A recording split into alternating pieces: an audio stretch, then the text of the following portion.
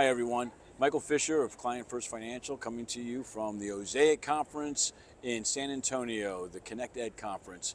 And I just want to start off by talking about what I've been doing the last couple of years with my practice. We've been moving more and more towards legacy planning, and with that I've been really having a tilt towards philanthropy and giving back to your community. And one of the areas that I've been utilizing as part of the planning process is the use of donor-advised funds. And one company that I've been using to help with those donor-advised funds is the American Endowment Foundation. And I am joined here with Steve Brooks, the Director of Advanced Planning for American Endowment Foundation.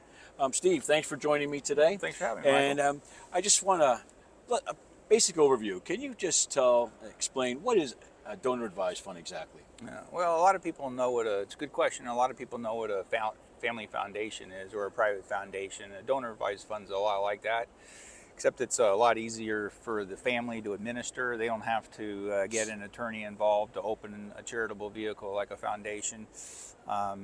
AEF is one of many donor advised fund sponsors where we do all the administrative work, we do all the tax receipt, and then they have all the luxury of time to decide when and where and to who to distribute those proceeds out to. So. Yeah, I've often called it the common man's foundation because it's pretty close to it. Yeah, you don't have to be a billionaire, to get involved. And there are billion-dollar DAFs though, yeah, and we could talk about why those might exist. But yes, it's range our minimum account size is only $25,000. And we have accounts that range from $25,000 to several $100 million.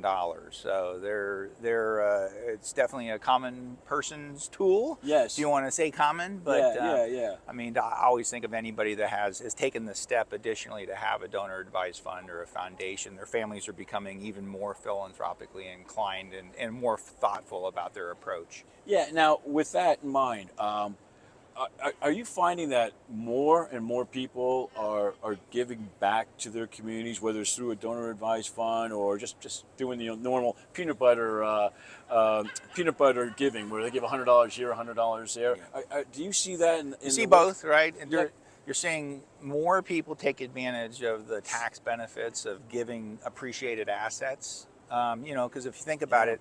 If you happen to be lucky enough to bought NVIDIA stock, 10 years ago when it was $20 or $18 a share, if you still own it, then you're sitting on, a lot of gain, but also another way of looking at it, a lot of tax liability. So it's nice to see people combine all of the benefits of charitable giving, not just taking a tax deduction, but also donating a tax liability in the first place, because the good news is a charity doesn't have to pay long-term capital gains tax. So yes, we're seeing, because of advisors like yourself, a lot more families start to utilizing a vehicle instead of just, checkbook giving, which, is great. I mean, charities are happy to get it. But typically, charities out there are getting more money when the families that are funding them are doing it more efficiently. So that's one of the great things about the trends in the last 10, 20 years now. Okay, so that leads me to this question. So a family starts a donor-advised fund, and then mom or dad or both, they pass away. What happens to the donor advised fund once they pass away? Well, before they pass away, we'll ask them what they'd like to do with their fund. If there's any monies left in it, which there typically is, they have the choice of naming other successors. So they might name their children, for instance, or a close family friend. And those new donor advisors have the full rights that the original ones did, so they control all the giving from that point on. But if you choose not to leave a successor, then you can also choose a disposition plan. And the disposition plan could be as simple as, hey, when I'm no longer here and you're notified of it, give all of the remaining funds to these charities in these percentages. Or they can set up an endowed version, give out whether it's 5-6%, whatever they've selected, to whichever charities, and that can go on basically for infinity. Just like the successor options, you can name your children then when they inherit the account. Remember, they're not their funds, it's their privilege to use those funds for charitable grant making. Yeah. It can go on to their grandkids and then their kids, so these things can literally exist for, in infinity in theory. And it all goes towards that legacy planning that I am trying to do. So, all right, so I'm just trying to think here. More people are giving back, but the donor advised fund in general, is that growing in assets nationally, like all the funds? Oh yeah, I mean, insane. Like when I first started in the field, about I think it's 18 years ago, donor advised funds as we know them today had existed at that point for about 20 years.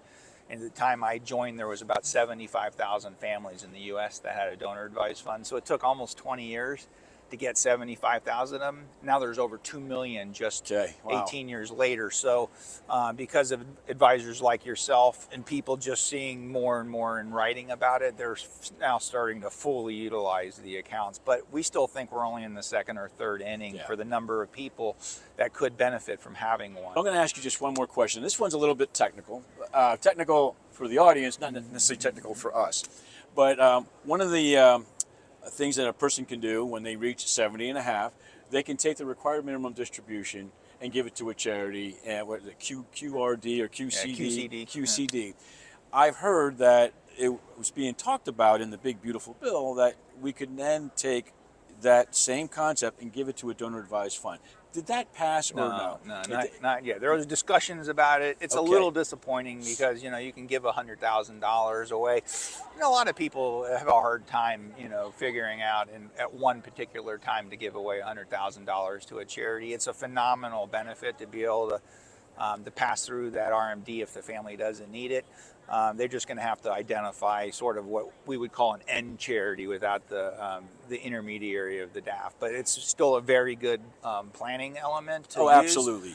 And we'll see if the future brings those donations to be viable to a donor advised in the future. There's been discussions over it several times. Okay. All right. Well, Steve, I want to thank you so much for just taking some time out to talk to us about the Donor Advised Fund and American Endowment, great organization. I use it all the time. And we have several that we can use, but I've just gravitated because I just like the people that work in your organization. So we sure thank appreciate you. it. Yeah, thank you again for stopping Thank you, by. Michael. All right. Thank you.